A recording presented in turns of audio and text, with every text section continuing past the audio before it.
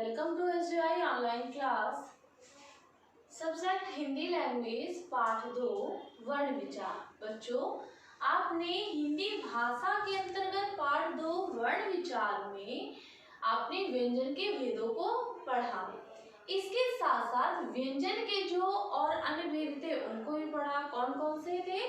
संयुक्ताक्षर, संयुक्त व्यंजन और द्वित्व व्यंजन। अब मैं आज आपको उच्चारण के आधार पर, जैसे श्वास वायु के आधार पर या फिर आपके प्रयत्न के आधार पर जो और वर्ण उच्चारित होते हैं उनको मैं समझाऊंगी। तो उसमें सबसे पहले है उच्चारण स्थान के आधार पर उच्चारण करते समय सभी व्यंजनों के उच्चारण में श्वास की मात्रा एक सी नहीं होती है। किसी में कम तो किसी में अधिक होती है। श्वास की मात्रा के आधार पर व्यंजनों के दो भेद होते हैं। कौन कौन से? पहला अल्प प्राण और दूसरा महाप्राण। अल्प प्राण व्यंजन क्या होते हैं ये समझिए। जिन ध्वनियों के उच्चारण में वायु की कम मात्रा का प्रयोग होता है, जिन ध्वनियों के उच्चारण में वायु की कम मात्रा का प्रयोग होता है वे व्यंजन अल्प प्राण व्यंजन कहलाते हैं। इनमें प्रत्येक वर्ग का, यहाँ पर वर्ग शब्द जो आया मैंने आपको पिछली कक्षा में भी बताया था कि वर्ग कितने हैं? 5 वर्ग हैं और प्रत्येक वर्ग में 5-5 वर्ण मतलब अक्षर होते हैं। तो इसमें प्रत्येक वर्ग का, जैसे का अगर वर्ग है तो प्रत्येक वर्ग का पहला, तीसरा व पांचवा। अगर का वर्ग है तो पहला का होगा और दूसरा गा होगा और पांचवा ड़ा होगा। तो प्रत्येक वर्ग का मतलब का वर्ग, चा वर्ग, फिर उसके बाद टा वर्ग, ता वर्ग और पा वर्ग, प्रत्येक वर्ग का पहला, तीसरा व पांचवा व्यंजन तथा इसके साथ साथ ड़ा या रा, ला व वर्ण आते हैं। अर्थात जो अल्प प्राण व्यंजन है इसमें प्रत्येक वर्ग का पहला, तीसरा और पांचवा वर्ण तो आएगा ही, उसके साथ साथ आपको ड़ा या रा, ला व वर्ण भी आएंगे। तो ये क्या कहलाते हैं? अल्प प्राण व्यंजन कहलाते हैं। इसके बाद है दूसरा महाप्राण व्यंजन। जैसा कि अल्प से आपको यहाँ पर समझ में आ रहा होगा, अल्प मीन्स कम ध्वनि और महाप्राण मीन्स होती है ज्यादा ध्वनि। तो देखिए क्या है महाप्राण व्यंजन? जिन व्यंजनों के उच्चारण में श्वास वायु की मात्रा का अधिक प्रयोग होता है उन्हें महाप्राण व्यंजन कहते हैं। इसमें प्रत्येक वर्ग का दूसरा व चौथा व्यंजन, प्रत्येक वर्ग का अल्प प्राण में क्या था? पहला, तीसरा और पांचवा। और महाप्राण व्यंजन में क्या है कि इसमें प्रत्येक वर्ग का दूसरा व चौथा व्यंजन तथा ड़ा, शा, सा, शा, हा वर्ण आते हैं। तो महाप्राण व्यंजन में क्या आता है? प्रत्येक वर्ग का दूसरा व चौथा व्यंजन के साथ साथ ड़ा, सा, शा, हा वर्ण भी आते हैं। इसके बाद है प्रयत्न के आधार पर। जब हम वर्ण को बोलने का प्रयत्न करते हैं तो प्रयत्न के आधार पर क्या है? स्वर यंत्र में श्वास के कंपन के आधार पर व्यंजनों के दो भेद होते हैं। कौन कौन से होते हैं? पहला अघोष वर्ण और दूसरा सघोष वर्ण। अघोष वर्ण क्या है? जिन ध्वनियों के उच्चारण में स्वर यंत्रिका में किसी प्रकार का कंपन नहीं होता उन्हें अघोष वर्ण कहते हैं। इसमें प्रत्येक वर्ग का पहला तथा दूसरा व्यंजन और सा, शा, सा वर्ण आते हैं। कौन कौन से? अघोष वर्ण में प्रत्येक वर्ग का पहला तथा दूसरा व्यंजन और सा, शा, शा वर्ण आते हैं। इसके बाद है अघोष वर्ण के बाद सघोष वर्ण। सघोष वर्ण क्या है? जिन ध्वनियों के उच्चारण में स्वर तंत्रिका में कंपन होता है उन्हें सघोष वर्ण कहते हैं। इनमें प्रत्येक वर्ग का तीसरा, चौथा और पांचवा व्यंजन तथा ड़ा या रा, ला, वा वर्ण आते हैं और हा वर्ण भी इसी में आता है।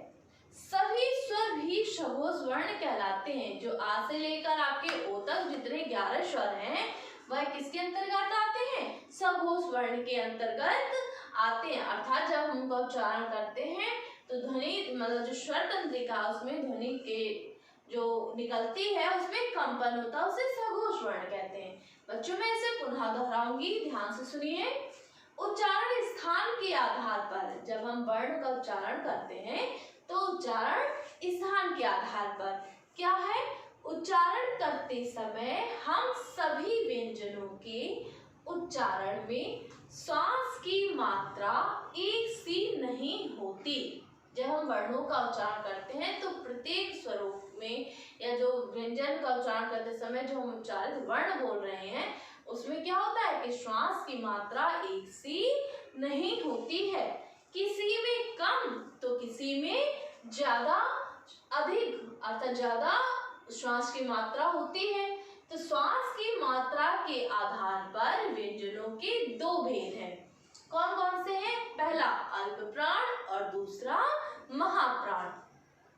अल्प प्राण देखिए क्या है कि अल्प प्राण जिन ध्वनियों के उच्चारण में वायु की कम मात्रा, जब हम उच्चारित करते हैं उन वर्णों को बोलते हैं तो उन्हें बोलते समय कम मात्रा में वायु का प्रयोग होता है, वे अल्प प्राण व्यंजन कहलाते हैं।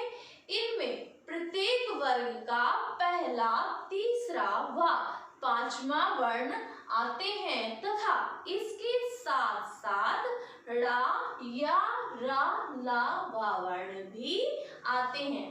इसके साथ तो प्रत्येक वर्ग का पहला, तीसरा, पांचवा वर्ण आते हैं व्यंजन तथा इसके साथ साथ ला या रा, ला, वा वर्ण भी आते हैं। किसके अंतर्गत? अल्प प्राण के अंतर्गत। इसके बाद है महाप्राण व्यंजन।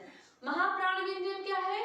जिन व्यंजनों के उच्चारण में श्वास वायु की मात्रा का अधिक प्रयोग होता है उन्हें महाप्राण व्यंजन कहते हैं। इनमें प्रत्येक वर्ग का दूसरा व चौथा, क्योंकि जो अल्प प्राण है उसमें क्या आ रहा? पहला, तीसरा और पांचवा। अब इसके बाद जो महाप्राण व्यंजन है इसमें कौन सा होगा? इसमें होगा आपका दूसरा व चौथा व्यंजन तथा इसके साथ साथ ड़ा, शा, सा, सा, हा वर्ण भी आते हैं। इसके अंतर्गत महाप्राण व्यंजन के अंतर्गत। इसके बाद है प्रयत्न के आधार पर। अब हम प्रयत्न के आधार पर जिन व्यंजन का उच्चारण करते हैं उन्हें देखिए। स्वर यंत्र में श्वास के कंपन के आधार पर व्यंजनों के दो भेद होते हैं। कौन कौन से हैं वो दो भेद? पहला अघोष वर्ण और दूसरा सघोष वर्ण। अघोष वर्ण क्या है? जिन ध्वनियों के उच्चारण में स्वर यंत्रिका में किसी प्रकार का कंपन नहीं होता उन्हें अघोष वर्ण कहते हैं। इसमें प्रत्येक वर्ग का पहला तथा दूसरा व्यंजन और श, सा, सा वर्ण आते हैं तो इन्हें क्या कहते हैं? अघोष वर्ण कहते हैं। इसके बाद है सघोष वर्ण। जिन ध्वनियों के उच्चारण में स्वर तंत्रिका में कंपन होता है उन्हें सघोष वर्ण कहते हैं। इनमें प्रत्येक वर्ग का तीसरा, चौथा और पांचवा व्यंजन तथा ड़ा या रा, ला, वा वर्ण और हा वर्ण आते हैं। सभी स्वर भी सघोष वर्ण कहलाते हैं। तो बच्चों इनका प्रयोग हम कब करते हैं? जब हम वर्णमाला में वर्णों का उच्चारण करते हैं, अर्थात जब हम शब्दों को बोलते हैं तो उनमें बोलते समय हमारी स्वर यंत्रिका में जो कंपन होता है या जो हम वर लगाते हैं बोलने में, जो हमारे कंठ से होकर करके, तालु से स्पर्श होकर के जो भी व्यंजन बाहर आते हैं तो वह क्या उच्चारण के आधार पर, जब हम वर्णों का उच्चारण करते हैं तो उनके आधार पर हम शब्दों को बोलते और समझते हैं। तो बच्चों आज आप उच्चारण के आधार पर व्यंजन के कितने भेद होते हैं तथा प्रयत्न के आधार पर व्यंजन के कितने भेद होते हैं इनको पढ़ करके समझेंगे तथा उच्चारण करके इनका आप प्रयत्न करेंगे। आज के लिए इतना ही। Thank you students.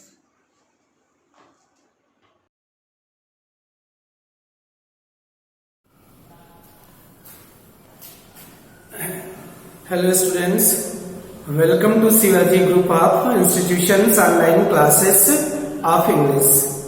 I am A.K. Dwivedi and today I am going to explain the second chapter, The Beauty of Difference. Students, in my earlier video, first part was finished. So I will start second part of this chapter. So be ready and try to understand it seriously. Try to note down all the difficult words and meanings also. Let us start it. During the long flight to England, little Shirin tried to imagine. England के लिए जब long flight, that means a long distance. It was a long distance from her hometown Tehran to London, यानी उसकी home town Tehran से England की एक काफी लंबी डिस्टेंस थी। तो जब वो प्लेन में बैठी हुई थी, little Sirin tried to imagine, छोटी Sirin tried to imagine, that means she was thinking, वो सोच रही थी। She was lost in her ideas, वो विचारों में खोई हुई थी। What her new life would be like, किन विचारों में कि लंदन में उसका नया जीवन कैसा है। Okay, the writer want to explain out here that while Shirin was traveling in a flight, while he was flying in the sky in an aeroplane, she was lost in imagination. She was thinking what kind of life would be there in London. She was determined to do well at school. She was determined. Determined means firmly decided. उसने पक्का इरादा कर लिया था to do well at school. क्या इरादा कर लिया था कि वो स्कूल में बहुत अच्छा परफॉर्म करेगी। Okay, and she told herself, और उसने अपने आप को कहा, क्या कहा, that she would make her parents very proud. अपने आप से एक प्रॉमिस किया कि वो अपने पेरेंट्स को प्राउड फील कराएगी कि वो उनकी बेटी है। I can do this, she था, उसने सोचा कि वो ऐसा कर सकती है। Okay, the writer want to explain out that Shirin firmly decided that she would become a good student in London. She would perform well at her school and she would make her parents feel proud of her as a good student, as a good and obedient daughter. Okay, and she thought that she could do this as easily as picking flowers, and for Shirin it was very simple job to do, just like picking flowers from the garden. Then the little girl fell asleep. इसके बाद छोटी बेटी यानी शिरीन सो जाती है। fell asleep means went into sleep, उसको नींद आ जाती है। and dreamed of what London would be like, और अपनी नींद में वो सपना देखती है। क्या सपना देखती है? what London would be like, कि लंदन कैसा होगा। Okay, but after that Shirin went into sleep and in in sleep. She was dreaming. She was dreaming about London. She was thinking what kind of London would be, what kind of lifestyle she would have to lead there, what kind of people are there. She dreamed about tall books. उसने सपने में क्या देखा? tall clocks. That means बहुत ऊंची ऊंची wall clocks को देखा. वाइड रिवर्स देखा. That means बहुत चौड़ी नदियों को देखा. और क्या देखा? She pictured old men in bowler hats. और जैसा उसने सुना था, पिक्चर्ड मीन्स इमेजिन, उसने कल्पना की कि वहां पे ओल्ड मेन, जो ओल्ड एजेड लोग होते हैं, बॉलर हेड्स मीन्स होता है means hard heads made of felt with round dome shaped crown. Head के चारों ओर एक क्रोम जैसा होता है ना, ओके, इस टाइप की हेड, जिससे कि धूप ना आए, चारों तरफ एक सर्कल जैसा होता है. वहां पे ऐसी लोग हेड पहनते हैं. तो उनके बारे में वो कल्पना करती है, लेडीज के बारे में सोचती है विद अम्ब्रेला, की वहां पर महिलाएं usually use umbrellas. Bright red buses और ब्राइट रेड कलर की बसें वहां चलती हैं, इनके बारे में. एंड द बिग हाउसेस, वो सपना देखती है कि वहां बहुत बड़े बड़े घर हैं. Where the queen lived with all of her guards, जहां पे लंदन की महारानी अपने गार्ड्स के साथ, सिक्योरिटी गार्ड के साथ रहती है. इन their tall fuzzy hats. Fuzzy means having woolly or soft texture. A kind of hat which has woolly soft texture. तो उसने ये इमेजिनेशन किया कि क्वीन भी होगी और क्वीन की प्रोडक्शन उसके गार्ड कर रहे होंगे.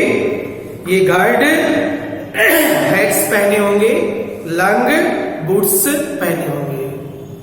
Okay students, try to understand English explanation.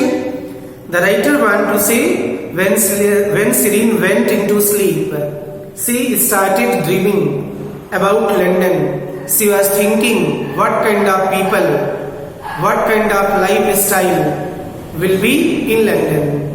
She began to dream about the big houses, tall buildings, skyscrapers buildings. She was thinking about the Queen of London, who is all the time protected by guards, who wear red turbans and are seen in long boots. And ladies usually hold umbrellas in their hands. And she pictured about the vehicles that move here and there on the streets and roads of London. But when she arrived at the airport in London, लेकिन जब वो London के airport में पहुंची, तो it was not quite as she had imagined at all. तो ऐसा बिल्कुल नहीं होता है जैसा कि उसने इमेजिनेशन में देखा था, ड्रीम में देखा था.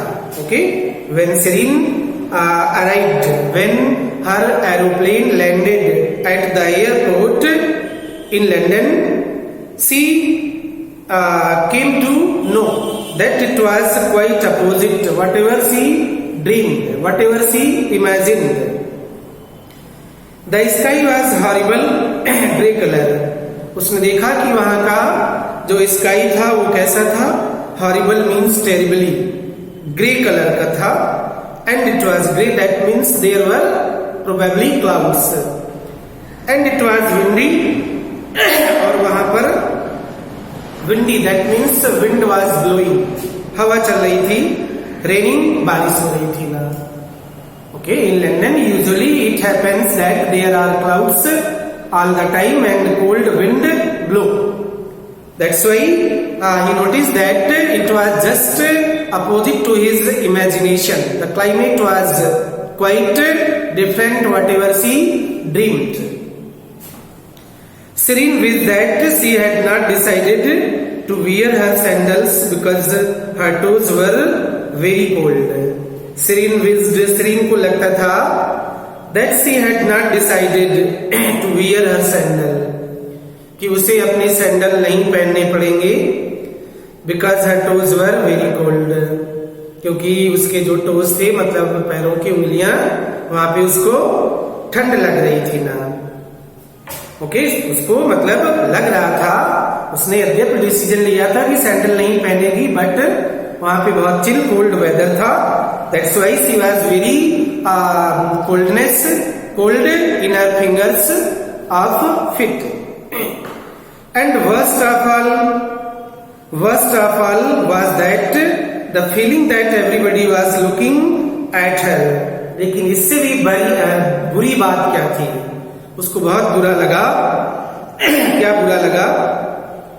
कि वहां पर सभी लोग उसको देख रहे थे, but it was not to take seriously, nothing was to be taken seriously, but for her it was extremely annoying, extremely embarrassing that everybody at the airport was looking constantly to Shireen. क्यों देख रहे थे? As if she was an alien with a big head and 3 eyes. लोग ऐसे देख रहे थे कि मानो शिरीन कोई एलियन हो। Alien means someone who came from another world, कोई एक ऐसा व्यक्ति जो कोई अननोन लैंड से आता हो। ठीक है, विद अ बिग हेड, इसका असर बहुत भारी होता है, एंड 3 आईज और 3 आंखें थी। They are saying the people in England at airport are behaving like this because Shireen was Muslim and she had covered her whole body, she had covered her whole face. That's why they were surprised seeing Shireen, and Shireen felt embarrassed at this behavior of the people. Shireen noticed with surprise that she was the only one wearing chadar. और Shireen ने भी realise किया कि केवल वो एकमात्र ऐसी लड़की है एयरपोर्ट पर जो चादर लपेटे है। दैट मीन्स बुर्का टाइप का मुस्लिम लेडीज पहनती हैं। A girl standing close by, एक लड़की जो पास में खड़ी थी, पॉइंटेड, इशारा किया उसकी ओर, एंड लाफ्ड, और हंसने लगी। एंड आस्क्ड हर मम्मी, और उसने अपनी मदर से पूछा, why is she wearing a big cloth wrapped, wrapped means लपेटा है, अराउंड हर लाइक दैट। उसने अपनी मदर से पूछा, मदर ये लड़की अपने आप को एक चादर में क्यों लपेटे है, इस तरीके से चादर लपेट के क्यों रखी है। ओके, तो writer want to say that when Shireen landed at the airport, everybody at the airport was extremely surprised to see a girl which was looking quite different from those who lived in London, because in London people usually wear short clothes. There is too much exposure, and to see such a girl was a great astonishment. That's why a small girl who was standing at the airport with her mother pointed towards Shireen and asked her mother why she was wearing such kinds of clothes. Okay, the mother pulled the little girl away. उस लड़की की माँ ने उस छोटी लड़की को अपनी तरफ खींच लिया, and told her, और उसको कहा, that it was rude to point. बेटा, किसी की ओर ऐसे उंगली से इशारा करना ये not good thing, ये रूड होता है, it is impolite, it is not a good conduct. Shireen wanted to tell the little girl, Shireen उस छोटी लड़की को बताना चाहती थी, that is was not a big cloth. क्या बताना चाहती थी कि ये जो कपड़ा है ये बिग क्लॉथ नहीं है, इट वॉज अ चादर, ये एक चादर है। यू नो चादर, अ काइंड ऑफ बुर्का। Okay, Muslim wear. तो बताना चाहती थी ना, and in Tehran many of the girls and their mothers, Tehran में बहुत सी लड़कियां और उनकी माँ चाहे ग्रैंड मदर्स हो, usually all the ladies in Tehran, Tehran is a Muslim country and in almost Muslim countries ladies wear such kind of garments which cover their whole body, even they cover their face. Okay, she wanted to tell it because it was a part of their culture and it was the part of their culture civilization. Okay, in Tehran. Of course, Shireen wanted to take her चादर. वास्तव में शरीन अपनी चादर को क्या करना चाहती थी? टेक हर चादर ऑफ, टेक ऑफ मीन्स उतारना। शरीन अपनी चादर को इसको उतारना चाहती थी, बुर्के को, because she didn't like being stared. Stared means looked constantly, looked fixedly. वो नहीं चाहती थी कि कोई उसे इस तरीके से घूर करके देखे। And she wish that she was back in Tehran where it was sunny, और वो ये भी चाहती थी कि she was back in Tehran, वो तेहरान वापस आ जाए, वेयर इट वॉज सनी, जहां पर धूप थी, and her toes would be warm once again, और वहां पर उसकी जो उंगलियां कोल्ड फील कर रही थी, because in London it was very chill cold weather. So she thought that if she had been in Tehran the climate of Tehran is warm, so she might feel some warmth. Okay student, revise this chapter whatever is taught today and prepare all the meanings, read it again and again. I will quit this chapter here, and in my next video I will start where it is left today. Thank you for attending today's class.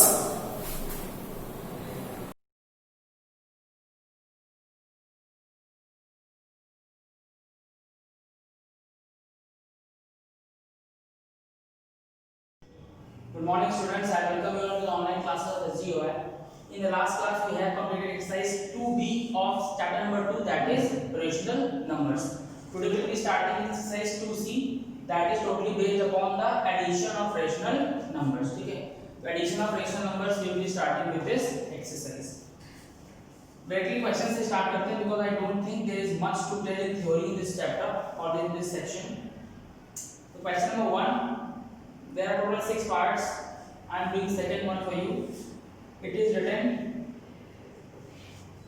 -3 upon 8 and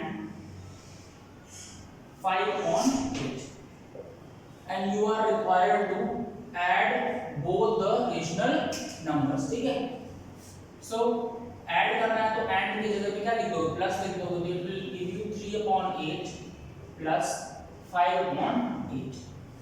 Now you can clearly see कि the denominators of both the rational numbers are equal, तो हम सिर्फ directly numerators को add कर देंगे.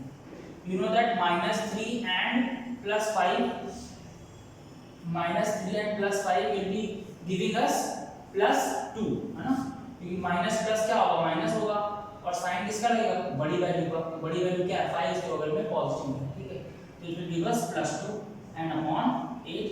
Further reduce कर सकते हैं, it will give us 2 1 2 and 2 4 8, that is 1 upon 4 will be your answer. ठीक है, इसमें तो क्या था कि बेस या डिनोमिनेटर सेम थे. एक ऐसा क्वेश्चन कर लेते हैं जहां पर डिनोमिनेटर सेम नहीं है. ठीक है,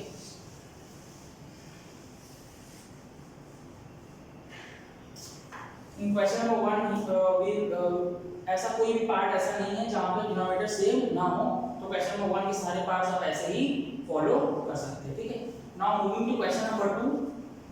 इन this question you are getting different denominators. बाकी तो करना वही है, ऐड ही करना है आपको. ठीक है, in question number 2 I am taking one part for you.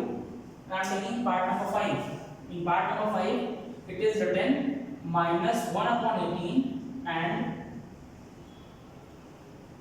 -7 upon 27. ठीक है, and you are required to add both these rational numbers. So first thing क्या करेंगे? We will be making denominators equal. मैंने स्टार्टिंग में बताया इस chapter को start करने से पहली और पिछले एक्सरसाइज में भी यही कर रहे थे, अगर डिनोमिनेटर्स इक्वल नहीं है तो हमें डिनोमिनेटर्स को इक्वल करना है, और वो कैसे करोगे, दोनों का एलसीएम लेकर, ठीक है। तो हम क्या करेंगे, एलसीएम ऑफ 18 एंड 27, ठीक। तो 18 और 27 का एलसीएम कितना हो जाएगा, 54 होगा। आप अलग से निकाल देना ना, तो एलसीएम कितना आएगा 54। 18 27 का एलसीएम आप लिखोगे 54, ठीक। फिर क्या करना होगा कि इस डिनोमिनेटर को भी 54 बनाना है और इस डिनोमिनेटर को भी 54 बनाना है, और बीच में प्लस का साइन बनाना है। तो 18 को 54 बनाने के लिए क्या करना पड़ेगा, 3 से मल्टीप्लाई, और डिनोमिनेटर में अगर 3 से मल्टीप्लाई हो रहा है तो न्यूमरेटर को भी 3 से मल्टीप्लाई होना पड़ेगा। तो इट विल गिव अस -1/18 और दोनों को 3 से मल्टीप्लाई, एंड के बदले क्या लिखोगे, प्लस का साइन लगाओगे, ठीक है। देन अब 27 को भी 54 बनाना है, इसे मल्टीप्लाई करना पड़ेगा, 2 से मल्टीप्लाई करना पड़ेगा, ठीक है। तो वी विल बी राइटिंग -7/27 और दोनों को 2 से मल्टीप्लाई, ठीक। तो यहां से मिलेगा -3/54, बीच में प्लस का साइन, और यहां से मिलेगा -14/54, ठीक। क्योंकि यहाँ प्लस है और यहाँ माइनस है और दोनों अगल बगल साइन, दैट मींस प्लस और माइनस मल्टीप्लाई होंगे, और प्लस और माइनस मल्टीप्लाई होंगे तो बीच में एक साइन आएगा जो कि नेगेटिव साइन होगा, ठीक है। तो it will give us -3/54 and then -14/54, ठीक है। अब आप जानते हो कि सेम डिनोमिनेटर है तो सिर्फ न्यूमरेटर से हमको मतलब है, ठीक है। इसका बाकी जो कर रहा हूं, तो इट विल गिव अस -3 -14/54 और minus minus will give us plus, so it will give us -17/54 and this will be our answer, ठीक। तो सिमिलरली आप क्वेश्चन नंबर 2 के और बाकी सारे पार्ट्स भी कर सकते हो, ठीक है। चलिए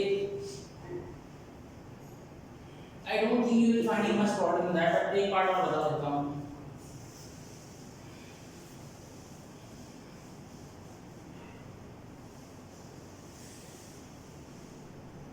Look at question number 2, last part। Last part में क्या लिखा हुआ है? Last part is 6th part। It is written 21/-4 and -11/8, and you are required to add both these rational numbers। मैंने क्या बोला, सबसे पहला काम आप क्या करते हो कि अगर डिनोमिनेटर में नेगेटिव साइन है तो उसको न्यूमरेटर में ले जाओ, ठीक है। तो ये हो जाएगा -21/4 एंड 11/8, मतलब -11/8। अब क्या करना है, ऐड करना है।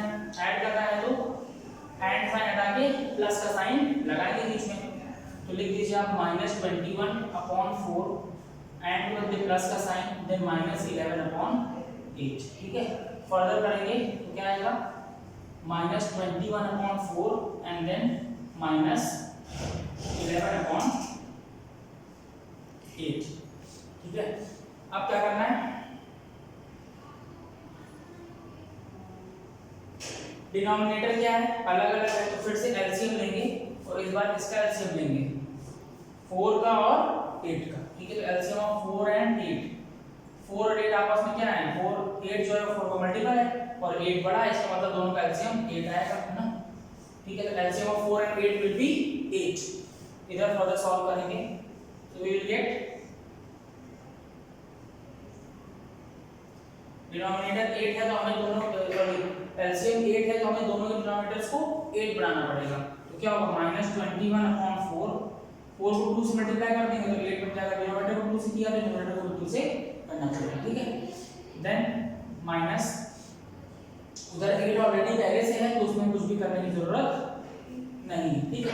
तो you will get -42/8 and then -11/8, ठीक है। 8 -42 and -11, again minus minus will be plus, so it will give us -54/8, sorry -53/8, -53/8। अब 53 और 8 चाहो तो आप इसको सॉल्व करके इस फ्रैक्शन में ले सकते हो ना, जैसे 8 6 48, तो it गिव अस 6 होल 5/8, ठीक है, 6 होल 5/8 और नेगेटिव साइन यहाँ पे आ जाएगा, तो this will be your answer, ठीक है। तो सिमिलरली क्वेश्चन नंबर 2 के सारे और पार्ट भी आप कर सकते हो, ठीक है।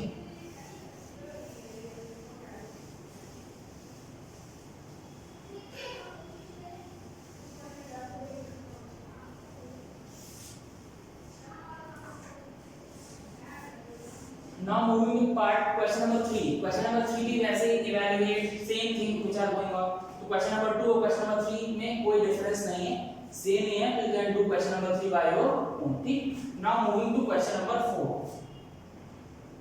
In question number 4 it is saying evaluate.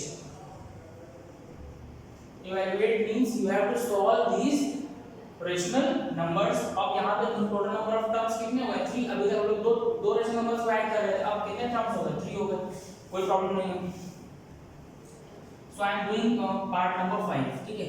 तो in part number 5 it is written 3 then plus then -7/8 then plus then -3/4।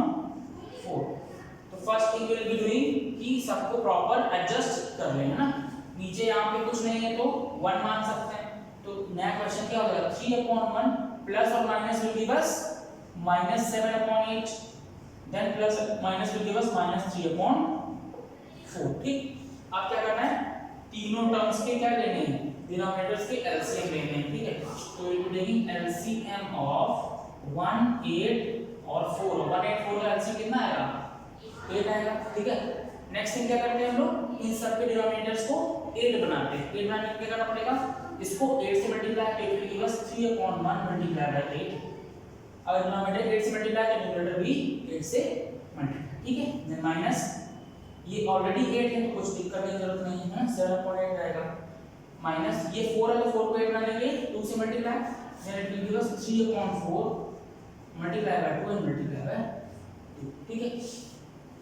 So it will give us 24/8 minus 7/8 and then minus 6/8। जब डिनोमिनेटर सेम होते हैं हमें सिर्फ न्यूमरेटर को solve करना होता है, तो यहाँ देखेंगे पास में it will give us 8, 24 minus 7 and minus 6, ठीक है। ये जो नेगेटिव वाले वैल्यूज हैं इनको पहले सॉल्व कर लेते हैं ना, तो -7 और -6 will give us -13, ठीक है। तो it will be 24 minus 13/8 and you know that 24 minus 13 is equal to 11, that is equal to 11/8 और यही आपका आंसर है, ठीक है। तो सिमिलरली आप क्वेश्चन नंबर 4 के भी सारे पार्ट्स अपने आप से ट्राई कर सकते हो, ठीक है। तो this is the completion of exercise 2C। In our next class we will be dealing with the subtraction of rational numbers.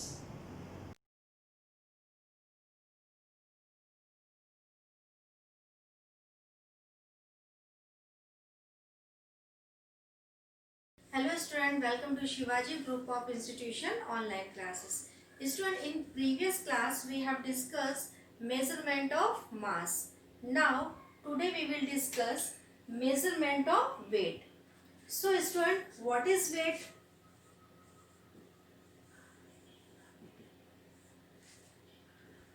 Weight is the force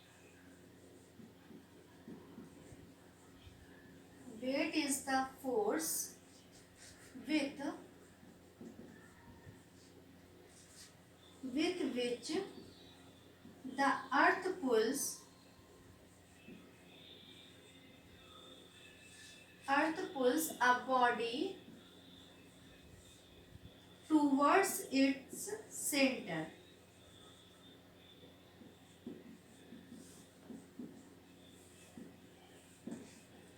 So student, what is weight?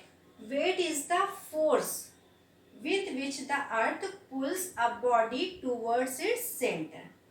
Student, weight of the body is not a constant quantity but depend upon the acceleration due to gravity acting on a body.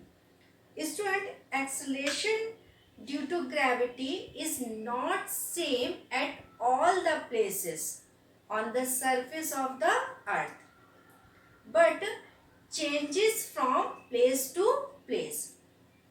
Student, as the gravity is maximum at the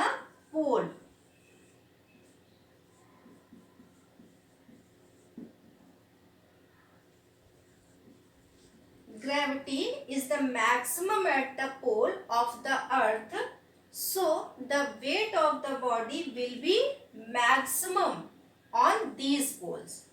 And the gravity at the equator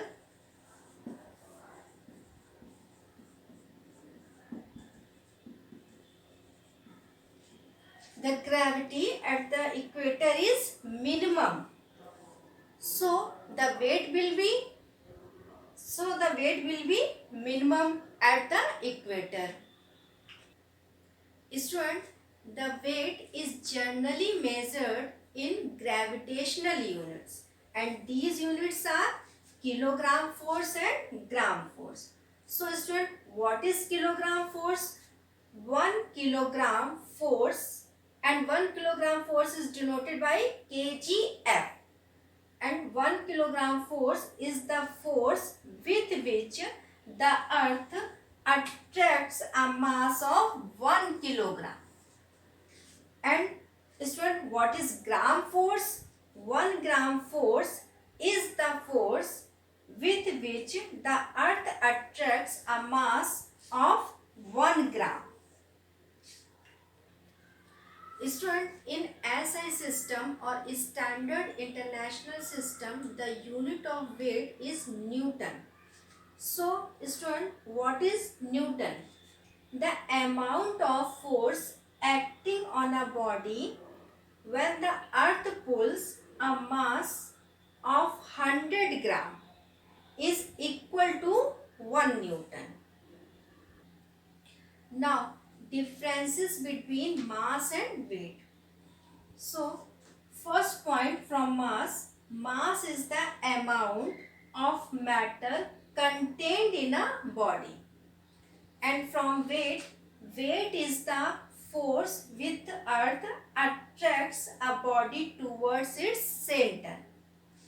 Now from the mass, second point, mass of a body is a constant quantity and does not change with the position or the surrounding of the body. And from the weight, weight of a body is a variable quantity and changes with the change in acceleration due to gravity of the earth. Now point number third, from mass, mass of a body is found with the help of a physical balance or beam balance. And from weight, weight of a body is found with the help of a spring balance. And from mass, the SI unit of mass is kilogram and is denoted by kg. And from weight, the SI unit of weight is Newton and denoted by the symbol N, capital N. And from mass, the mass of a body can never be zero. And from weight, the weight of a body can be zero if no acceleration due to gravity acts the body. So student, from these differences, today's class is over. Thank you.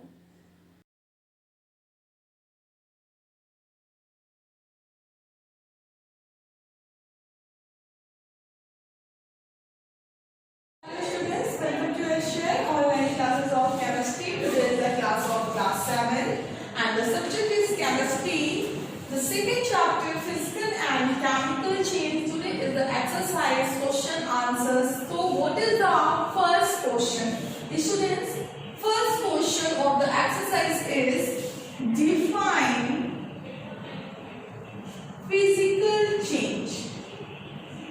Define physical change. So students, in previous video I will also explain what is physical change, but in question answer I will also explain what is physical change and what is the answer of physical change. So students, physical change is that type of change which is reversible and move forward direction as well as backward direction is known as physical change. In physical change, small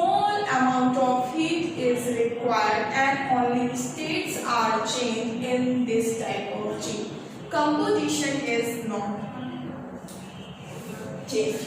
So student, what is physical change? Physical change, it is that type of change. It is that type of change which is reversible and change the state of matter, a small amount of heat is required during this process. So what is physical change, students? Physical change is that type of change which is reversible. Change in a state of matter, a small amount of heat is required during this type of change. That is the first question. And the second one question is some examples of physical change. What is our examples of physical change, students? So, examples of physical change are following. These are following. First one is convert into state. It means water get converted into ice cube when it get freeze. जैसे आप water को freeze करते हो, when water get freeze, get converted into ice cube. Second one example is magnetization of iron. Third one is glowing of electric bulb.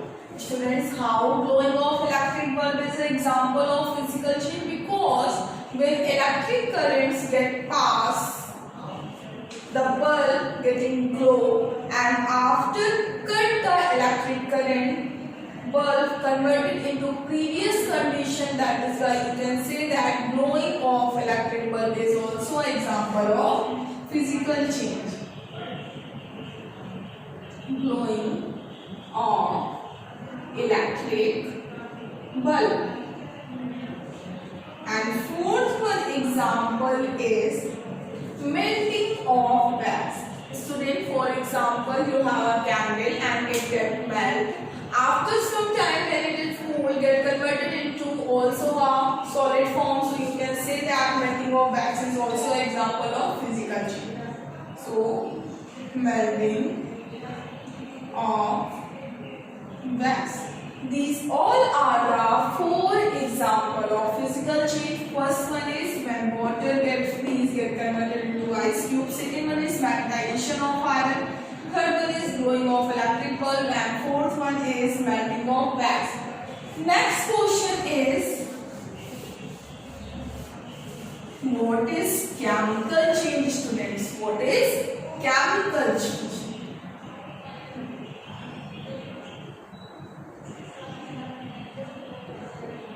So students, chemical change is that type of change, which is irreversible as well as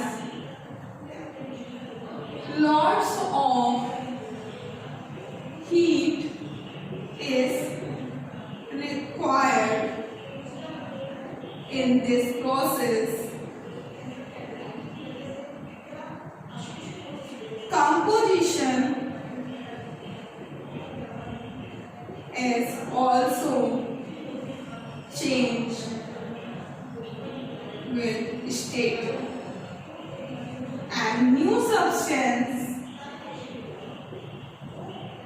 is formed. So student, that type of change which is irreversible, आपका ये ऐसा change होता है जो irreversible होता है, it means move in only forward direction as well as lots of amount, heat of amount is required. इस reaction में आपको बहुत सारे heat का amount required होता है.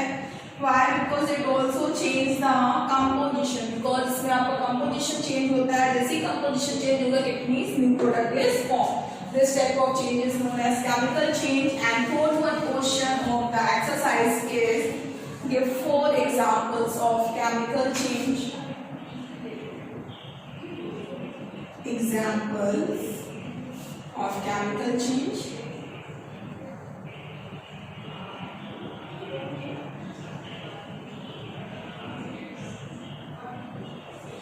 So students, first one example is cooking of food. When food get cooked, that is also an example of chemical change. And second one example is digestion of food. Students, digestion of food is also an example of chemical change, because when food get digested, that is also an example of chemical change, because this reaction always move in forward direction. And third one is burning of paper. आपका paper जैसे ही आप burn कर देते हो वो फिर से आपका प्रीवियस कंडीशन में नहीं आ सकता. That is why it is also example of chemical change. And fourth one example is, students, in fourth one example, for example, burning of skin.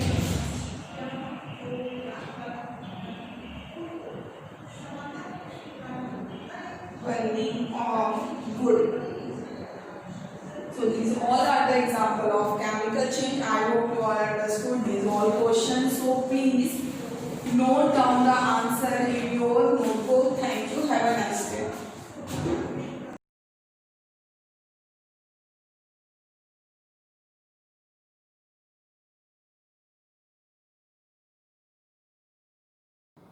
Good morning students, welcome to Sivaji Group of Institutions online classes, and this is your biology class.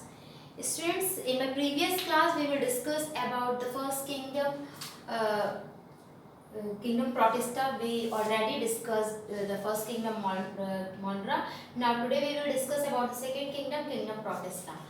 So students, kingdom Protista include all the unicellular eukaryotic organisms. So what is unicellular eukaryotic means? Those organisms which are made up of only one cell, single cell organisms are included in this group. And eukaryotic means those organisms which have well defined nucleus is called eukaryotic organisms. Well defined nucleus means those nucleus has nuclear membrane, also there is a nuclear material and nucleolus. So this type of nucleus is called well defined nucleus. And those organisms which have the well defined nucleus is called eukaryotic organisms. So in this kingdom, unicellular eukaryotic organisms are included, like unicellular algae, diatoms, protozoa are included in this group. And the mode of nutrition is either autotrophic or maybe heterotrophic.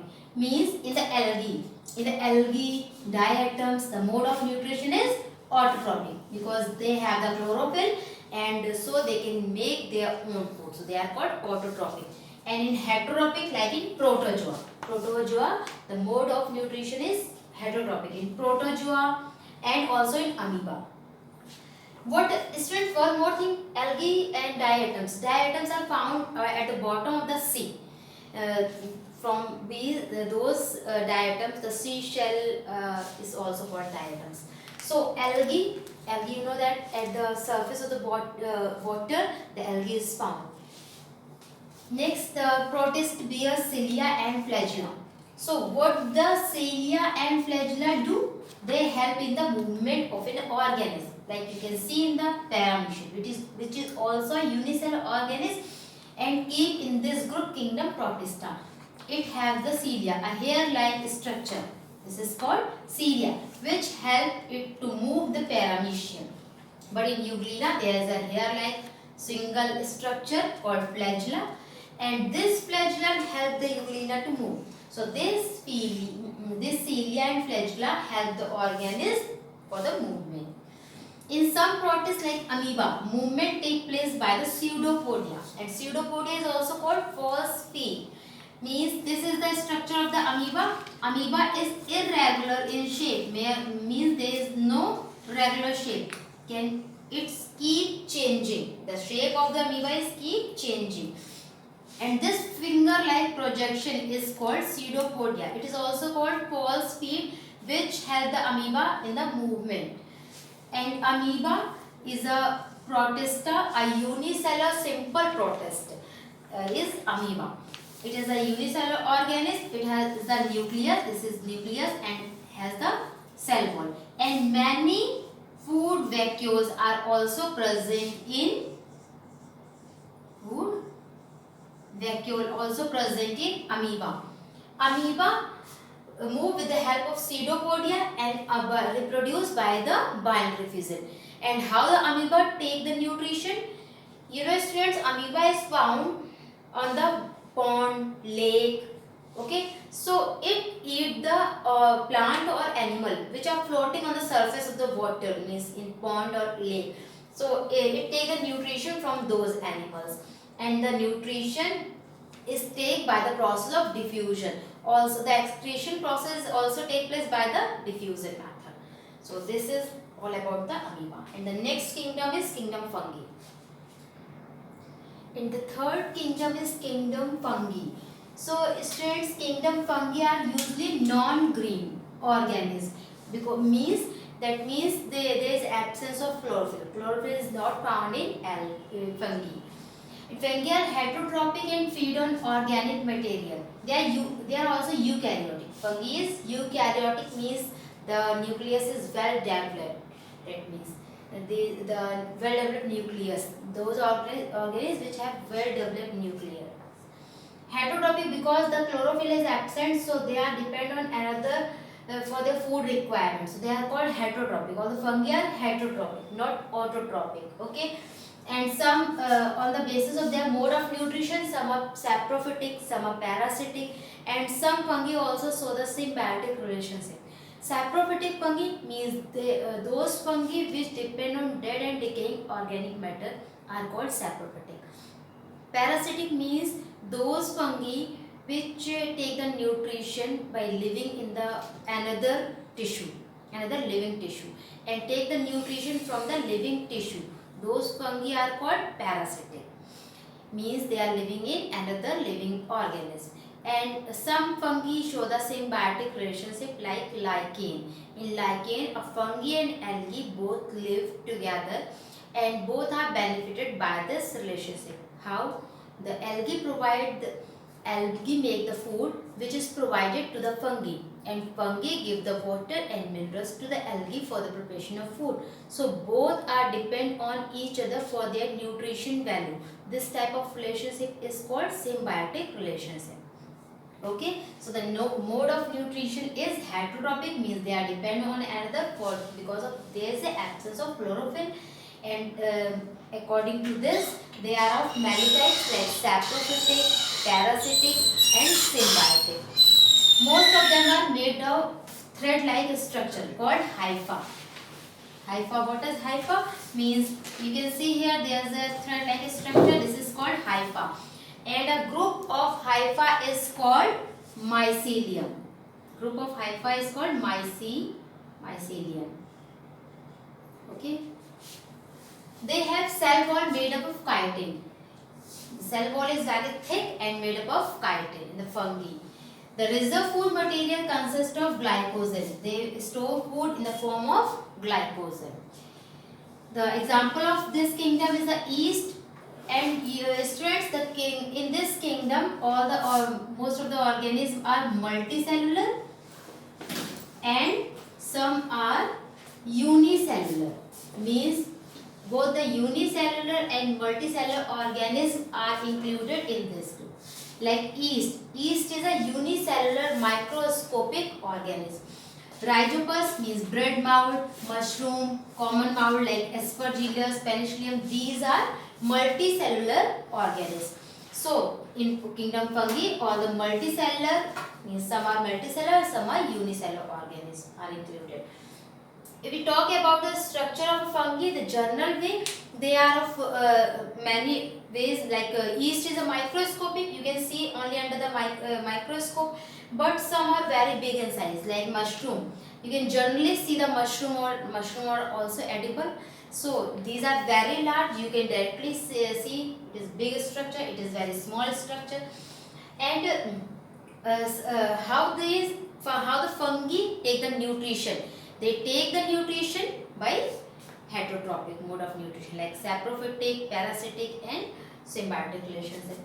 The respiration, how they respire, they take in oxygen, release the carbon dioxide, but they require very little amount of oxygen for the respiration. How the fungi reproduce? The fungi is reproduced by the method of asexual reproduction or maybe sexual reproduction. So asexual reproduction, like the fungi, asexual reproduction, they are reproduced by many ways, like spore formation. In bread mold, the fungi are reproduced by the asexual method of like spore formation. So you can see here, this is the structure of a bread mold. So it is grown on a bread or chapatis. Mostly you can see in the rainy season the bread has a mold. So this is the bread mold fungi. Mostly the Rhizopus and Mucus is a fungi which grow on the bread on chapatis. And you can see here this is the structure of thread-like structure called hyphae, and group of hyphae is called mycelia. One of the hyphae is grow downwards and called rhizoids, and one of the hyphae is grow upward is called sporangiophore.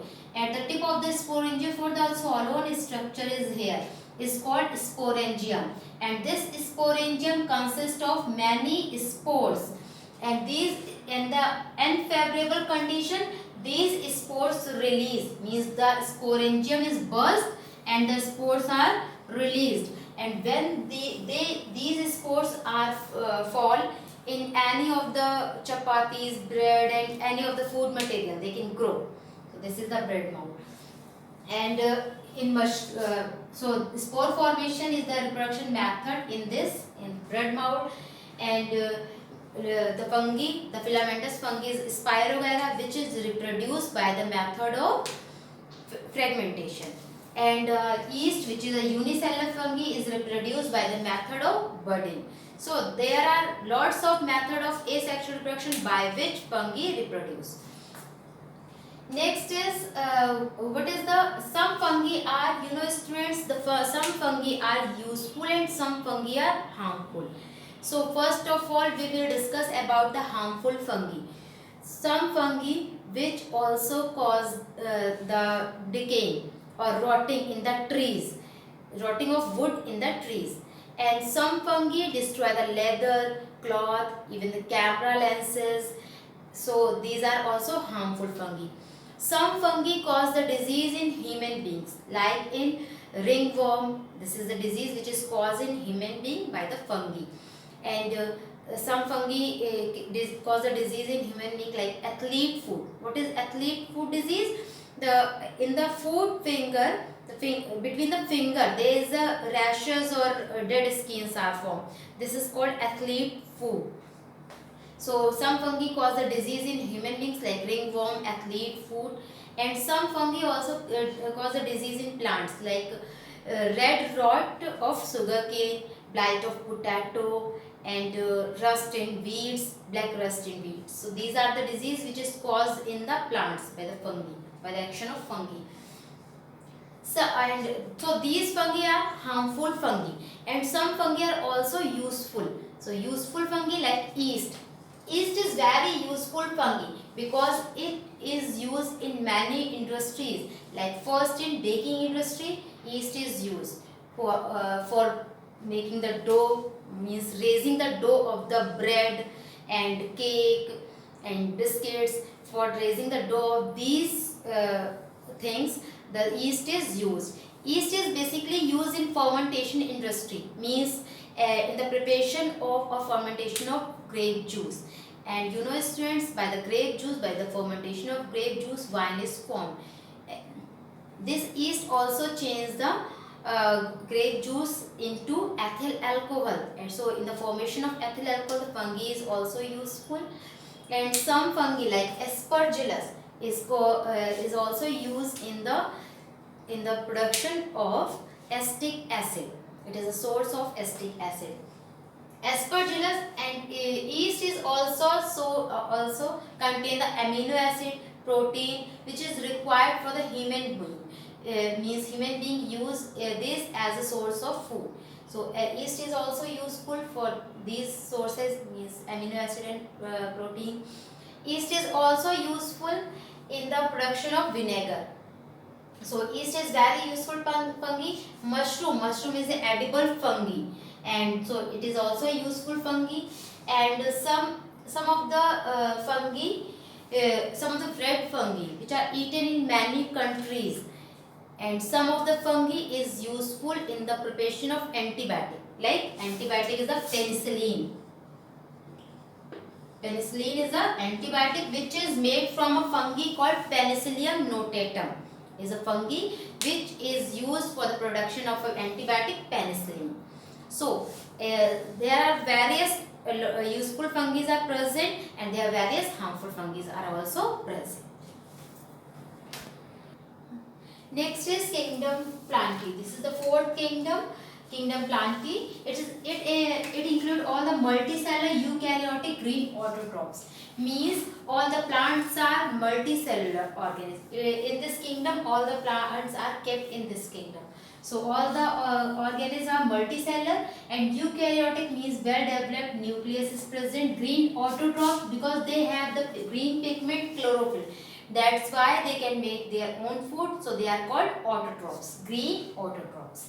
They are further divided on the basis of differentiation of plant body, like root, stem and leaves. In some, root, stem and leaf is present or not.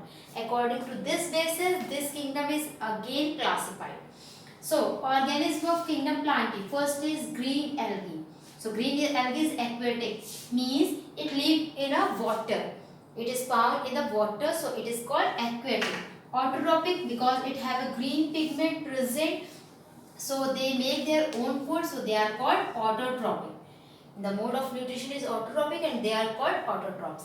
Like Spirogyra chlamydomonas is the green algae. Brown algae and red algae. Brown algae means brown pigment is present.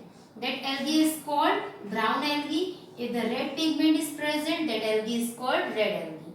So brown algae, laminaria, and red algae, porphyra is the example of brown and red algae. And next is, now in this kingdom, first is green algae, second is red and brown algae, and third is bryophyta. In bryophyta, all the green plants are included in this group, which are found in moist and sandy places. These plants are found in moist and sandy places. They have stem and leaves but no roots. Means the structure is like a thallus. The thallus-like structure is found and those have no roots but have the stem and leaves, a green color structure. And root-like structure present called rhizoids. Not two roots are present, but a root-like structure called rhizoids are present, by which they can absorb water and minerals from the soil. And their thallus-like structure have the stem and leaves like liverwort, mosses, which are like a green carpet-like structure. So those plants like liverwort, mosses are fall in this category in kingdom Bryophyta. Next is Pteridophyta. In Pteridophyta, there are also green plant. All in this kingdom Plantae, all the plants are green color. They have green pigment chlorophyll, which help in the photosynthesis, and they can make their own food. And they are found in cool and shady places. The root, stem, and leaves are present, like fern, water fern, but they are non-flowering plant. The root, stem, and leaves. The plant body is differentiated into root, stem, and leaves, but there is no flowers, no seeds are present. Non-seeds plants. Next is Gymnosperm. plant bearing seeds. In both the group, pteridophyta and bryophyta, seed doesn't present. But in gymnosperm, the plant bearing seeds but no fruit. The plant has seeds but fruit is not formed. Means they are also non-flowering plant. Gymnosperm is also non-flowering plants but seeds are present. And the plant body is differentiated into leaf, stem and roots. Seeds is present but no fruit formation is occur. Like cycas, pinus. These are the example of gymnosperm. And third is angiosperm. It is the most widely distributed group. Means these are called flowering plants, and it is most widely distributed group in the kingdom Plantae. And all the flowering plants are fall in this category in angiosperm. Plant bearing seeds which enclose inside the fruit like mango, brinjal, tomato, beet. Means the plant body is differentiated into leaf, stem, root. Seeds are also present. Fruits are also present, and they also have the flowers. And inside the fruit is the seed is enclosed inside the fruit, like in mango, brinjal, tomato, wheat. Angiosperm are further divided into two groups. First is cotyledons and second is monocotyledons. Dicotyledons and monocotyledons. Di means two. As the name suggests, di means two, mono means one. So, dicotyledons means when the two cotyledons are present inside in the seed. Those plants are called dicotyledonous plant. And the plants have only one cotyledon is called monocotyledonous plant. Like gram. If you see the gram seed, when you remove the outer covering of the gram seed, means when you remove the seed coat, then the seed is divided into two parts, and those two parts are called cotyledons, and those plants are called cotyledons plant, and seed is called dicot seed. Monocot, if the two cotyledons, one cotyledons is present, is called monocotyledons. Like wheat, you see the wheat, rice, maize, they have only one cotyledons. Means the seed is called dicot seed and plant is called dicotyledons plant. So this is the kingdom Plantae. And students, that's enough for today. We will discuss the next kingdom Animalia, in our next class. Thank you students. Have a nice day.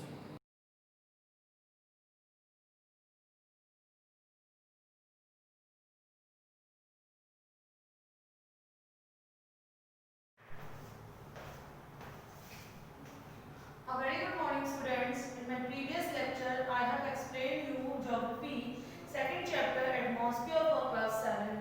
And now today I will continue the same chapter. Before starting the chapter, I am giving you some revision of my previous lecture. So yesterday I have taught you the layers of the atmosphere, like troposphere, mesosphere, exosphere, ionosphere and stratosphere. So these are 5 layers of the atmosphere. And now today I will continue the same chapter. And our today's topic are greenhouse effect. So students, greenhouse effect is so named because the earth atmosphere behaves like greenhouse group. तो बच्चों greenhouse effect क्या होता है? The greenhouse effect is a natural process. ये क्या होती है? Natural process होती है that warms the earth surface. जो क्या करती है? Earth surface को क्या करती है बच्चों? Warm करती है. When the sun's energy reaches the earth atmosphere, some of it's reflected back to space and the rest is absorbed and radiated by greenhouse gases. तो क्या होता है बच्चों कि जब हमारी सन की energy reaches the earth surface, earth के एटमॉस्फेयर में जब हमारी सन की एनर्जी आती है तो उसमें से क्या होती है कि कुछ रिफ्लेक्ट हो जाती है, रिफ्लेक्ट बैक टू स्पेस, कुछ वापस स्पेस में लौट जाती है और कुछ जो बाकी जो बच जाती है रेस्ट ऑफ द एब्जॉर्ब, तो जो बच जाती है वो एब्जॉर्ब हो जाती है and re radiated by green house gases. तो उनका क्या हो जाता है? री रेडिएशन हो जाता है ग्रीन हाउस गैसेस के द्वारा. So green house gas is a natural process to warm up the earth. So greenhouse effect is so named because the earth atmosphere behaves like greenhouse group. It lets in the heat and then releases the heat slowly. ये क्या करता है कि heat करता है और धीरे-धीरे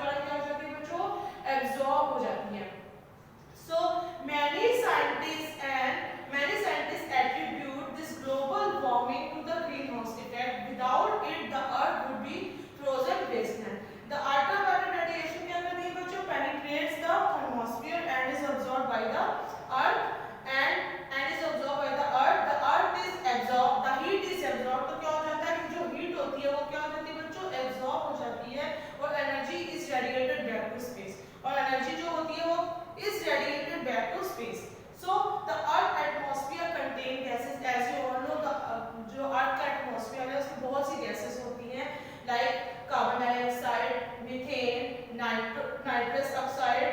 These gases trap some of the outgoing radiation and thereby warm the earth. तो ये जो gases होती हैं ये क्या करती हैं, कुछ रेडिएशन को, जो सूरज से जो रेडिएशन आ रहा है, सूरज की जो किरणें आ रही हैं उनको क्या करती है, ट्रैप करती है, और उसके बाद क्या हो जाती है, that and thereby warm the earth. उसके बाद क्या हो जाती है, अर्थ वार्म हो जाती है. These gases are known as greenhouse gases. तो यही gases हमारी क्या कहलाती है बच्चों, greenhouse gases कहलाती हैं. To maintain the global warming balances, both the atmosphere and the surface warm up until the outgoing energy equals the incoming energy. तो क्या होता है बच्चों, ग्लोबल वार्मिंग को, ग्लोबल एनर्जी को, ग्लोबल बैलेंस को करने के लिए क्या होता है कि both the atmosphere and the surface, मतलब एटमॉस्फेयर भी और सरफेस दोनों का क्या होना जरूरी है, वार्म अप होना जरूरी है. until the outgoing, कैसे होगा ये process, until the outgoing energy and the incoming energy are equal.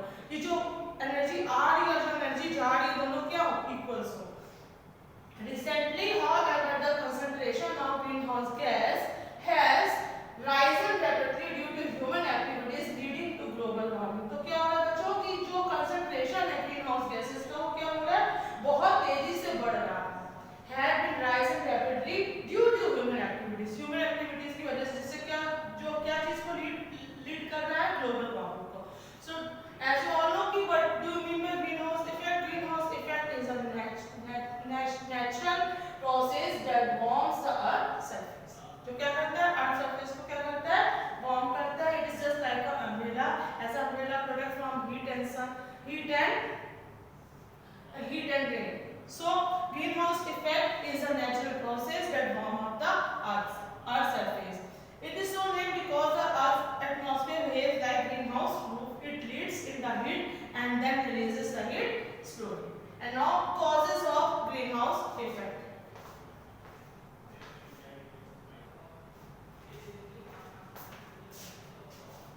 तो बच्चों जैसे मैंने आपको बताया कि जो अर्थ का एटमॉस्फेयर होता है वो गैसेस को कंटेन करता है, जैसे कार्बन डाइऑक्साइड, मीथेन और नाइट्रस ऑक्साइड. तो ये गैसेस क्या करती है बच्चों, ये ट्रैप कर देती है जो आउटगोइंग रेडिएशन होता है, जो फ्रॉम द सन, जो सूरज से जो आउटगोइंग रेडिएशन आ रहा है उसको क्या कर देती है, ट्रैप कर देती है, रोक देती है, जिससे क्या हो जाता है, अर्थ हमारी क्या हो जाती है, वार्म हो जाती है, गर्म हो जाती है. तो यही गैसेस हमारी क्या कहलाती है बच्चों, ग्रीन हाउस गैसेस कहलाती हैं. अगर हमको ग्लोबल वार्मिंग को मेंटेन करना है तो जितनी एनर्जी हमारी आ रही है और जितनी एनर्जी जा रही है दोनों में क्या होना चाहिए, बैलेंस होना चाहिए. मतलब जितनी एनर्जी आ रही है उतनी एनर्जी जानी भी चाहिए. Then it maintains to maintain the global warming balances both the atmosphere and the surface. मतलब एटमॉस्फेयर और सरफेस दोनों को वार्म होना चाहिए. ये नहीं कि एटमॉस्फेयर वार्म नहीं हो रहा और अर्थ वार्म हो जा रही है, तो it could be harmful. So both the atmosphere and the surface warm up until the outgoing energy equals the incoming energy. Recently, the concentration of greenhouse gases has risen rapidly. तो greenhouse gases का effect क्या हो रहा है, मतलब बहुत तेजी से बढ़ रही हैं due to human activities. So there are some causes of greenhouse effect. Greenhouse effect. The greenhouse effect is caused when certain gases released in part from human activities. तो greenhouse effect कब होता है बच्चों, जब कुछ gases release हो जाती है एटमॉस्फेयर पे, rise into atmosphere, क्या हो जाती है एटमॉस्फेयर में, वो बहुत तेजी से बढ़ने लगती है, ट्रैप हीट को क्या कर लेती है, ट्रैप कर लेती है. जैसे carbon dioxide is the largest contributor to the global warming. तो ग्लोबल वार्मिंग के लिए सबसे ज्यादा जो लार्जेस्ट कंट्रीब्यूटर, सबसे ज्यादा योगदान किसका होता है, कार्बन डाइऑक्साइड गैस का होता है.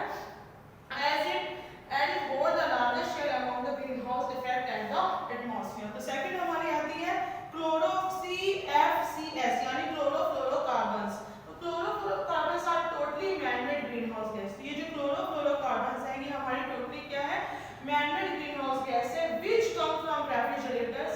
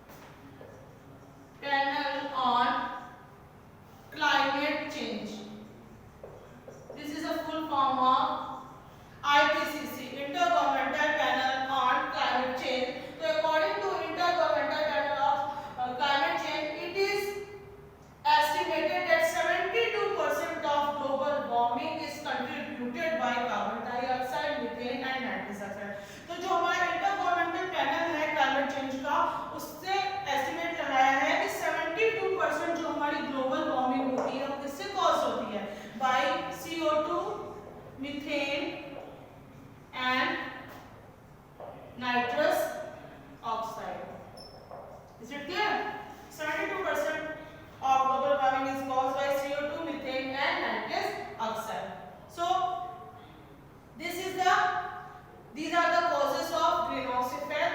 Greenhouse effect क्या होता है बच्चों? Today what I explained, greenhouse and its effect.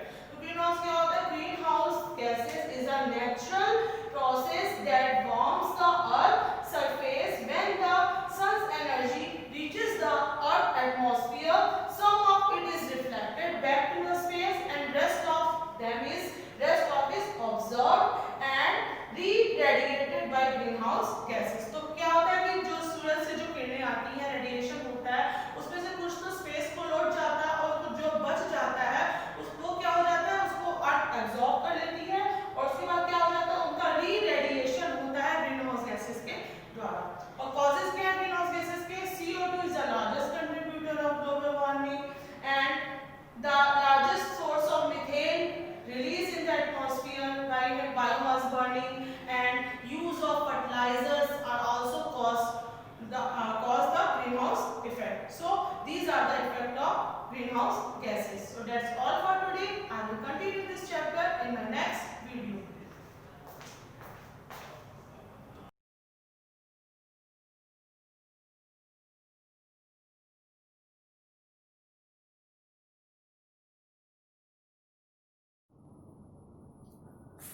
Hello class, welcome to you Shivaji Guru Path Institution's online classes.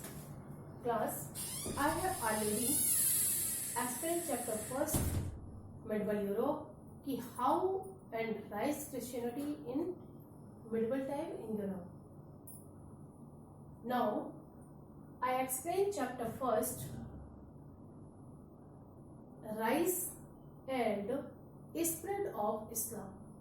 Rise and spread of Islam, कि how Islam rise and spread in that time. Thus we say कि in Europe यानी medieval time how Christianity is rise and spread in Europe, but after in that time कि how rise and spread Islam in Saudi Arabia. Now students, we have we discussed the pre-Islamic time. Pre-Islamic time, in pre-Islamic time, that the conditions in Saudi Arabia. Students, in pre-Islamic time, when we discussed pre-Islamic time, in pre-Islamic time, the conditions in Saudi Arabia. कि what were the condition in Saudi Arabia before in Islam, माने इस्लाम से पहले Saudi Arabia की क्या conditions थी? तो now the people of Arabia were divided into a number of tribes. माने the people of Arabia, माने in that time, या pre-Islamic time, the people of Arabia were divided into a number of tribes. माने people of Arabia माने अरब के लोग जो थे वह number of tribes माने कई जनजातियों में बटे हुए थे, which lived mainly on the breeding of a livestock. माने thus we say they lived their life as very hardship. Yeah, they lived their life as very hardship. They lived mainly on the breeding of livestock, but they lived their life as like animals. As the animals such as sheep are that are kept in a farm, that is called livestock. The various tribes, but in pre-Islamic time, the various tribes were involved in war. माने thus we say in pre-Islamic time यानी in pre-Islamic time the various tribes माने विभिन्न प्रकार की जो tribes यानी जनजातियां थी were involved माने involved थी in wars. In wars माने युद्ध में माने already they were involved माने already these tribes were involved in wars over the provision of land because everybody wanted to authority of their land. यानी they fought each other for the provision of land, and particularly portion because all the tribes were wanted a particular portion. The Arab were not politically organized and only acknowledged the authority of their tribal chiefs. यानी अरब were not माने अरब जो था उस समय were not politically organized माने politically organized नहीं था. We discussed about in pre-Islamic time. In pre-Islamic time, Arab were not politically organized and only acknowledged the authority of their tribal chiefs because they wanted they have no authority of their tribal chiefs. In pre-Islamic time, there were no government, and in pre-Islamic time, there were no government to enforce law. And thus we say, before Islamic time, there were no government who enforced the law. So thus we say, in that time, there were no rules for living their life. माने उनके उस समय life में कोई भी rules नहीं थे. And order religions in pre-Islamic period was mingling the polytheism. माने इस प्रकार हम कह सकते हैं in that religions in pre-Islamic period was mingling माने पूरी तरह से मिंगल थे Judaism and Christianity. माने उस समय यानी in that time या in that period Judaism and Christianity were two religions in different. In pre-Islamic time या before pre-Islamic time, in 7th century a new religion Islam यानी in 7th century या we discuss about in 7th century a new religion arose यानी a new religious arose Islam arose in Arabia माने which is arose in Arabia which tribes या which within a very short period this religion in very short period and not united the very and not माने this is not united या not only united the varying tribes माने ये उन tribes को United करने का ही एक अच्छा तरीका नहीं था but also led to the establishment of a big empire but also माने दस भी से कि but also led to the establishment of big empire माने एक बड़े एम्पायर को इस्टेब्लिश करने का यानी नेतृत्व किया माने Islam have a new religion in that time in Arabia and that led to the establishment of a big empire and the building of civilization. माने thus we say in pre-Islamic time the building of civilization which in many respect was finest civilization of the time. माने thus we say कि in that time या in building of the civilization which in many respect was finest civilization of the time.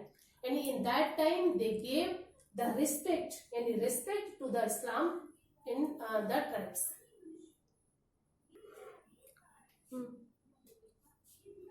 Students, I have discussed pre-Islamic time. How pre-Islamic times the condition of Saudi Arabia. Now, in Islamic time, how the Islam founded in Saudi Arabia. So Prophet Muhammad, when we learn we discuss about Prophet Muhammad. Prophet Muhammad who propagated the religion was born in Mecca. Prophet Muhammad who propagated the religion माने क्या थे एक religious एक धार्मिक Mahatma Dev was born माने जिनका जन्म in Mecca. Mecca में in about CE 570 माने 570 CE यानी कॉमन एरा के समय हुआ. Followers of Islam considered him यानी the followers of Islam considered to Prophet Muhammad as the Allah messenger. But they also called the Prophet Muhammad Allah messenger because they preached to the Muslim in that time. In that time, the followers of Islam are called Muslim and the founder of Islam is called Prophet Muhammad.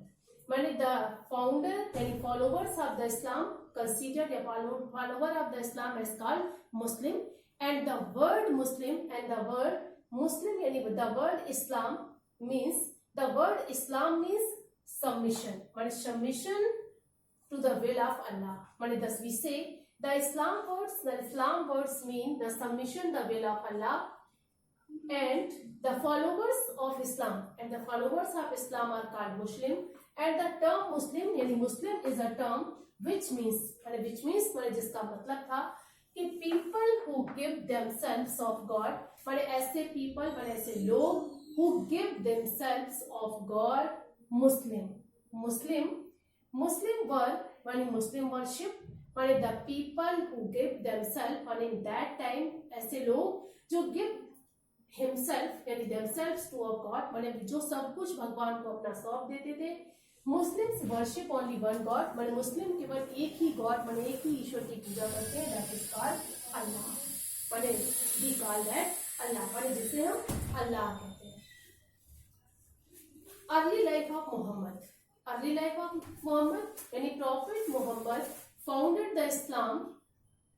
Thus we discuss about the early life of Muhammad. But what was the early life of Prophet Muhammad?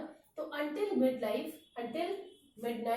यानी Prophet Muhammad lived the life of prosperous traders. माने until the midnight, माने mid life में Prophet Muhammad जो थे lived the life of prosperous trader. माने एक prosperous यानी एक संपन्न व्यापारी की तरह से उन्होंने अपना जीवन बिताया था. In CE 610 यानी common era 610, Muhammad had his spiritual experience. माने in that time या in the mid period of his life, he had a spiritual experience. He became a spiritual experience and became a prophet, is called himself the messenger of Supreme Being. So thus we say in that time he became a prophet माने he became a prophet माने वह एक prophet हो गए थे.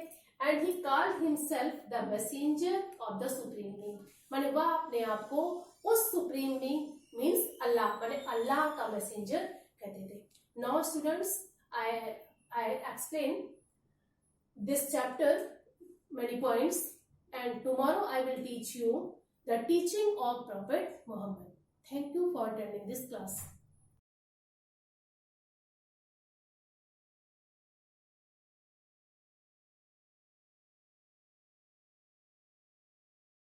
स्वागतम. मैं रेणुलता पांडे, संस्कृत शिक्षिका, शिवाजी ग्रुप ऑफ इंस्टीट्यूशंस. बच्चों, आज मैं क्लास 7 इंग्लिश मीडियम, ठीक है, आपको रूप पढ़ाने जा रही हूँ. संस्कृत में 2 तरह के रूप होते हैं, शब्द रूप और धातु रूप. धातु रूप यानी धातु का मतलब होता है क्रिया यानी वर्ग. तो जो क्रियाओं के रूप चलते हैं वो होते हैं धातु रूप, और इनके अलावा जो भी शब्द जो बचते हैं वो होते हैं शब्द रूप. ठीक है, तो शब्द रूप में मैंने आज आपको यहाँ पर बालक का रूप लिखाया है. आपकी बुक में भी है बच्चों, पेज नंबर 87. ठीक है, 87 पर देखिए ये बालक का रूप लिखा हुआ है. तो जिस शब्द का रूप चल रहा है वो शब्द आपको जरूर पहचान में आना चाहिए. पहचान के लिए आपको करना क्या है, जैसे बालक शब्द है तो आप पहले पहचाने कि ये किस लिंग का है। जैसे कि बालक शब्द जो है पुल्लिंग में आता है, पुल्लिंग है ना। और दूसरा स्टेप होता है कारांत स्वर कौन सा है, कारांत यानी इस शब्द के अंत में जो वर्ण है उसमें कौन सा स्वर है। जैसे अंतिम वर्ण क्या है इसका, का, तो हम बोलेंगे का, कौन सा स्वर निकला, आ, छोटा आ, ठीक है, हर्षवा। तो ये बालक शब्द जो है वो हो जाएगा अकारांत। अकारांत पुल्लिंग शब्द है। आपसे कोई पूछे कि बालक कैसा शब्द है तो आप बताएंगे बालक अकारांत पुल्लिंग शब्द है, ठीक है। अब इसी तरह मान लीजिए लता शब्द है, लता। अब इसमें देखिए दीर्घ आ है, उसमें ह्रस्व आ था और इसमें दीर्घ आ है, तो ये क्या हो जाएगा आकारांत। आकारांत और लिंग इसमें कौन सा है, स्त्रीलिंग, स्त्रीलिंग शब्द, ठीक है। यानी बालक शब्द जो है वो आकारांत पुल्लिंग शब्द हो गया, लता आकारांत स्त्रीलिंग शब्द हो गया। इस तरह से आप शब्दों की पहले पहचान करें और फिर एक रूप से अनेकों रूप तैयार हो जाएंगे, ठीक है। जैसे बालक अकारांत पुल्लिंग है, इसमें वो राम का भी ऐसे चलेगा, ईश्वर का, देव का, सूर्य, सूर्य, चंद्र, जितने अकारांत पुल्लिंग शब्द हैं उन सब के रूप एक इसी बालक के रूप की तरह ही चलेंगे। यानी एक रूप से आप अनेकों रूप तैयार कर सकते हैं। आपने ये रूप लास्ट क्लास में भी पढ़ा है। उच्चारण सही करिए तो सही लिखेंगे भी, ठीक है। उच्चारण ये विसर्ग है बच्चों, विसर्ग का उच्चारण हाथ की तरह होता है। हलंत का भी विशेष ध्यान रखें। अब देखिए मैं उच्चारण करके बता रही हूं, वैसे ही आप लर्न करें। लर्न करने के बाद राइट करें और फिर अपनी बुक से मैच करें कि आपने सही लिखा है या नहीं। बालकाः बालकौ बालकाः, बालकं बालकौ बालकान्, बालकेन बालकाभ्यां बालकैः, बालकाय बालकाभ्यां बालकेभ्यः, बालकात् बालकाभ्यां बालकेभ्यः, बालकस्य बालकयोः बालकानां, बालके बालकयोः बालकेषु, हे बालकाः हे बालकौ हे बालका, ये संबोधन का चिन्ह यहाँ पर लगाएंगे। तो बच्चों आज की क्लास में मैंने जो ये बालक शब्द का रूप आपको बताया, ये आप अच्छी तरह से लर्न करें, इसका बहुत अच्छी तरह से अभ्यास करें, हमेशा याद रखें क्योंकि ये आगे भी आपके बहुत काम आने वाला है। धन्यवाद, आपका दिन मंगलमय हो।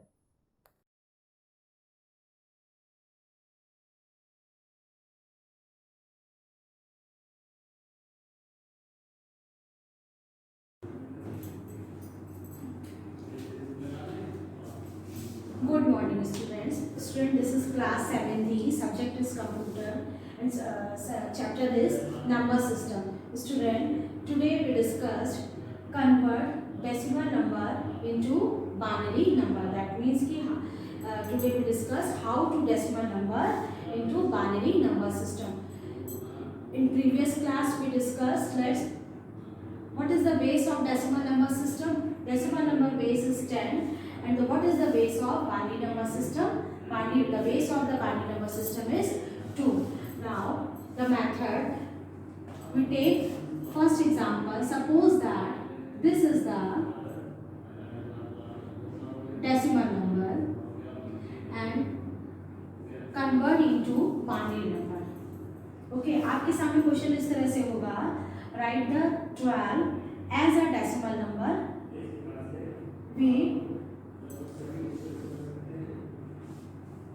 10 written as a subscript and they are convert into binary number. Suppose that all the decimal number convert into respected binary number. These numbers are divided with base 2. Suppose that when you convert into binary number 12 divided by 2, divided the number with base 2. Suppose why we divide base? Because the base of the binary number system is 2. Okay, you divide the base 2 we divide any number like this, when we divide any number in division method, this is the dividend. Okay, 2 6 are 12. Okay, you can see there is the two answer. First is the, this is the quotient and this is the remainder.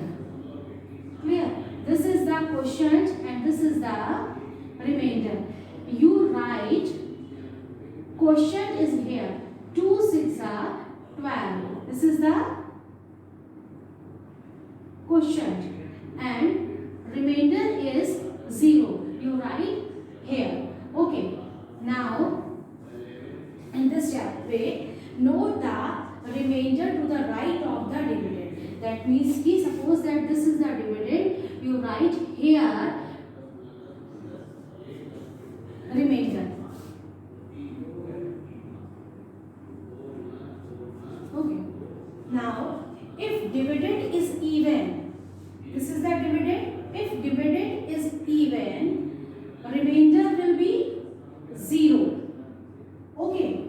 If dividend is odd, remainder will be 1. Listen these points. Now next is divide quotient again.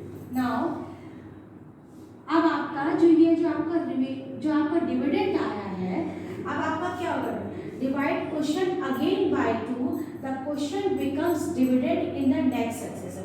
यानी कि जो next division आपका जो divide करेंगे, इसमें आपका ये जो आपका जो रिमाइंडर आया था वो आप किसकी तरह ट्रीट करेगा, is just like a dividend.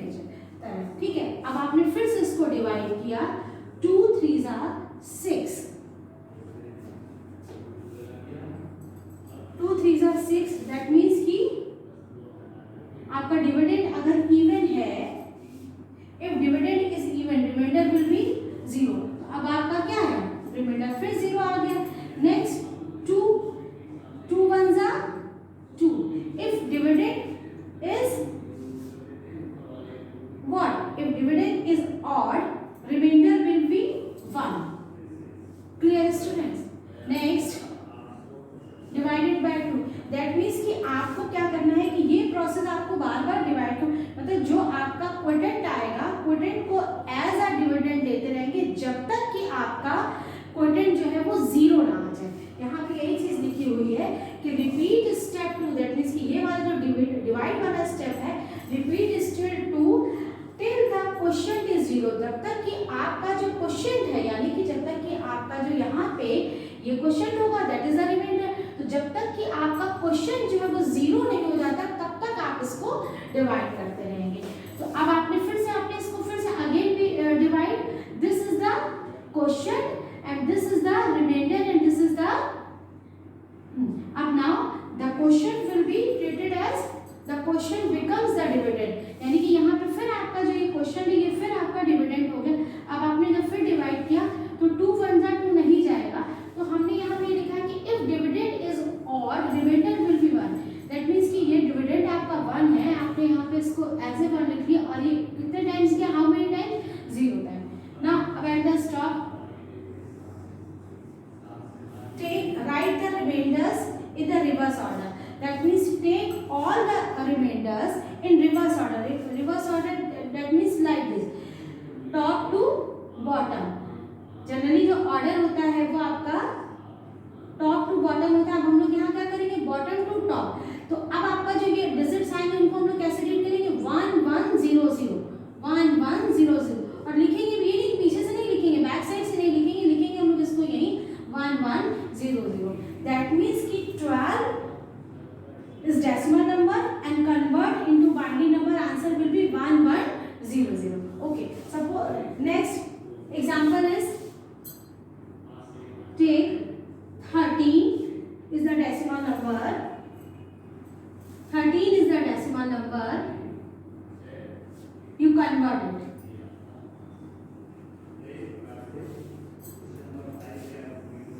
Suppose that 30.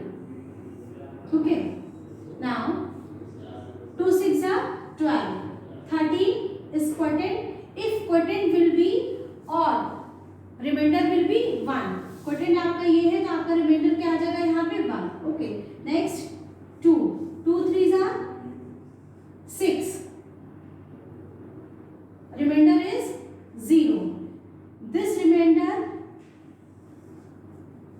behave like a dividend. Okay, dividend is become dividend. 2 ones are 2, this one. Now 2. Dividend is odd, so remainder will be 1. This. Next 2.